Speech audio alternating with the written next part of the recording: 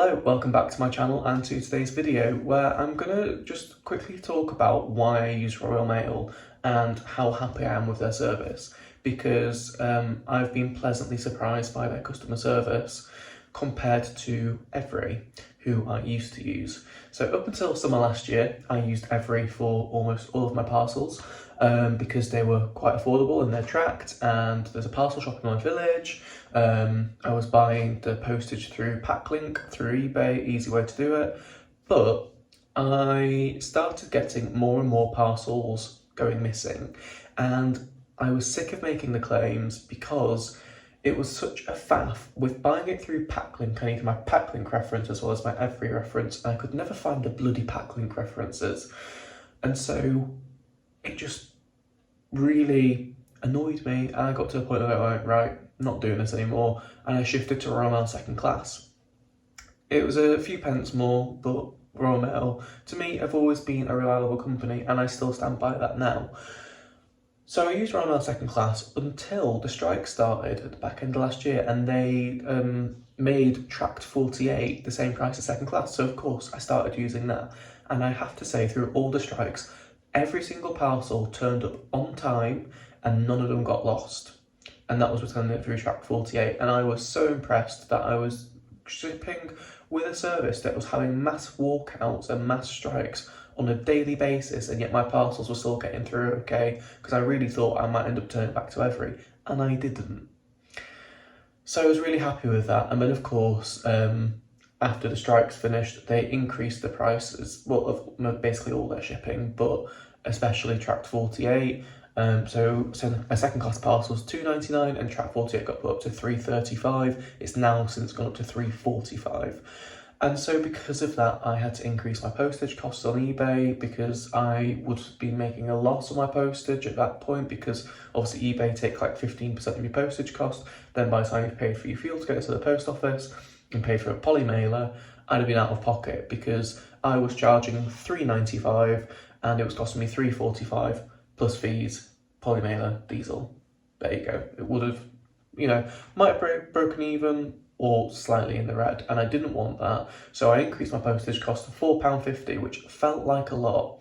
But then when I thought about it, first class, if you said buy something and it's getting sent first class, I personally would be happy to pay £4.50. But first class isn't tracked. And as far as I'm aware, I think it's first class, is it next day or is it 1 to 2 business days? Either way, it's not perfect. Whereas track 48, it's tracked every step of the way and it's guaranteed to get to you in 48 hours, obviously. And I have really found that with everything. And thankfully, I've not had a single buyer complain about my increased postage costs, so it's all been fine. I have noticed that on my rankings, like my ratings, when you go to feedback, that under postage cost, I think I'm at 4.8, which gives me the impression that a couple of people haven't been 100% happy with postage cost. That's fine, can't please everyone, but no one's actually contacted me about it, so I'm taking that as it's generally okay. 4.8 out of 5, I'm happy with that. Recently, I had a parcel go missing with Royal Mail, and it's the first time since I moved over to them a year ago that it's happened. Now, I was so impressed because within 2 days, they had responded back to me that they had found the parcel. I will say it was 4 weeks since I posted it, because I hadn't realised it hadn't been delivered, and the buyer waited 4 weeks before they contacted me to ask about it. They didn't even open a return request, or an item not received request, sorry. They just messaged me and said it's not turned up. So I immediately got onto Royal Mail, and like I say, within 2 days, they got back to me saying, really sorry about this, we've managed to find the item, we're sending it to your buyer. And I was like, fantastic. Thought nothing more of it. Informed the buyer let me know that they'd received it, all good. A few days later, I got a letter from Royal Mail apologising for their poor service, effectively, and they still gave me a full refund of both the postage cost and the cost of the item, or the sale price of the item, simply because they had taken so long to deliver it. And I was just quite taken aback by that, and it was a really it was a really nice thing for them to do. I wasn't expecting it, because that means now that I've been paid for the item by the buyer, and by Royal Mail I've been paid twice, and I've had my postage costs refunded to me. That simply is an apology. They didn't need to do that. The item wasn't actually lost.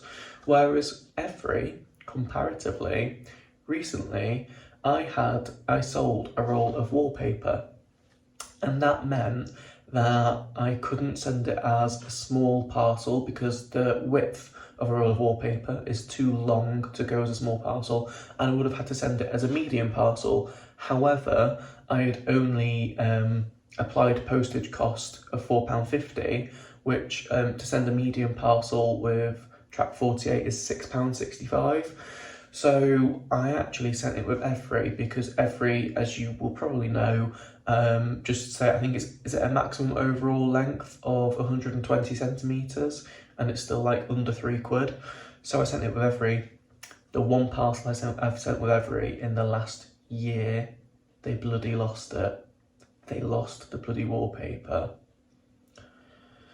So yeah, the buyer messaged me after I think about 10 days, and it hadn't turned up, and you could see from the tracking that it got stuck at the warehouse. So I messaged Evri through Packlink once I'd found the blooming Packlink code to file the claim. And yeah, it took them 2 weeks to get back to me, and they never found it. They did give me a full refund, and I'd already had to refund the buyer at this point. And I just thought, do you know what? It's just proven to me that I'm doing the right thing by sticking with Royal Mail, because the one time Royal Mail have lost something, of the hundreds of parcels I've sent in the last year, they were hot on the customer service and left a really good impression. Whereas the one parcel I sent, they lost, and customer service wasn't that great. So yeah, quick video, just coming on to talk about that. What are your experiences with both companies? Do you use either of them for a specific reason? Do you use another one? Do you use Yodel? I've never used Yodel in my life. I don't think there's a drop-off point nearby me. Yeah, what do you think about couriers? I don't know. I'm definitely sticking with Royal Mail is all I'm saying. It might be a bit pricier, but clearly the buyers are happy with it, and I'm happy with it too, so that's all that counts. So, thank you very much for watching this video. I will be back with you soon with another upload. Take care.